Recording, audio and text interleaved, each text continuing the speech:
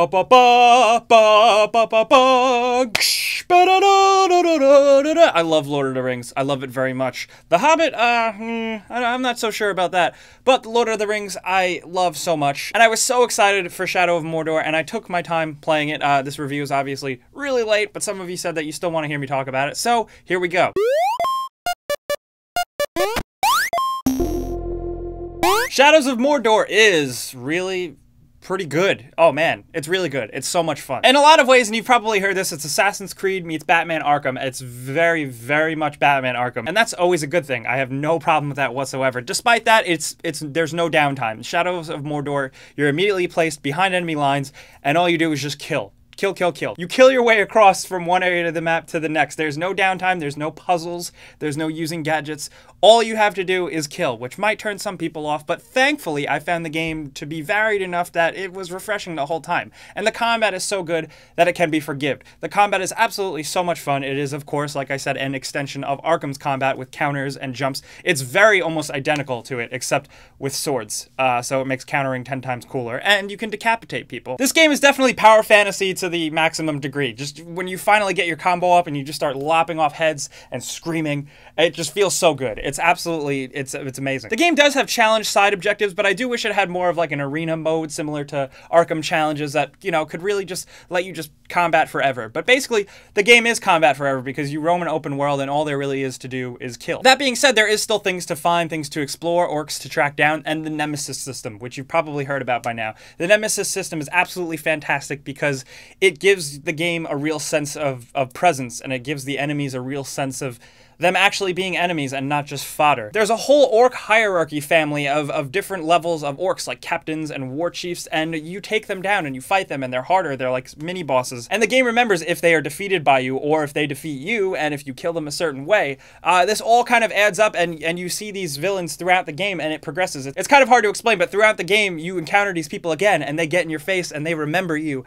and they might have a scar or a burn that you left them, and they're pissed off, and they're more powerful. And it really gives the game this ongoing sense of purpose, like that you actually matter in this world of orcs. They know you, they think about you, they are hunting you down. And that's really fucking sweet, and the coolest part is that it's completely random and completely generated, so everybody has a slightly different experience. I love swapping war stories with my friends about what orcs do to me, and they all fucking talk like this. It's really cool. I just love orcs. I just love the way they talk and what they, you know, oh, they're all amazing. The modeling, the game is beautiful, the orcs look absolutely incredible, and the game world looks pretty good too. While the first world you start out in, there's two main worlds. The first one you start out in the main area.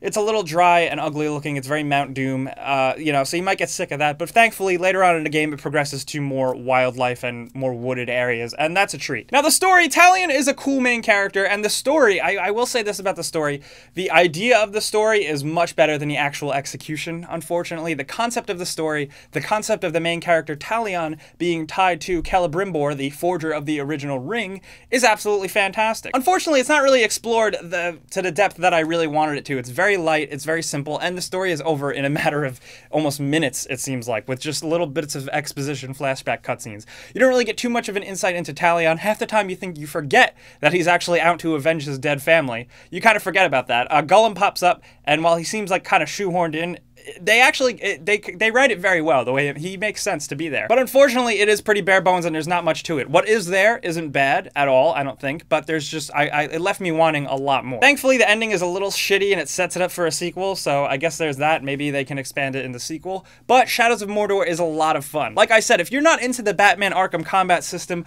you might get bored very quickly with this, but thankfully for me, it's a game where I really wanted to fight and hunt down every achievement and clear every aspect of the map because I couldn't get enough of climbing and running and jumping and killing and sneaking and assassinating. The sense of brutality in this game is absolutely worth playing it. Like God of War, it's the first time in a while in a game you just feel the absolute anger of the main character coming through your controller. It's awesome. And with that, I definitely do have to say that Shadows of Mordor, you should definitely check it out. Especially if you're a fan of the Lord of the Rings, it behooves you to check it out. It's so much fun, and you know, fun is important, and I really loved it. There's just so much time to be spent in this world hunting down orc war chiefs and using the Nemesis system. It's just, you can spend so much time in it, and and it's an absolute blast. So definitely check it out. And if you have already been playing it, which I'm sure many of you have, the game came out almost like 3 weeks ago, let me know in the comments what you think about it. I want to talk about it. What's your favorite orc war chief villain guy that you fought? Do you have any cool war stories like I do? I'm catching up with reviews. Next I'm going to do The Evil Within because I really want to talk about that game. But as always, guys, I'm Jake Baldino. You can like this video and you can subscribe because video games.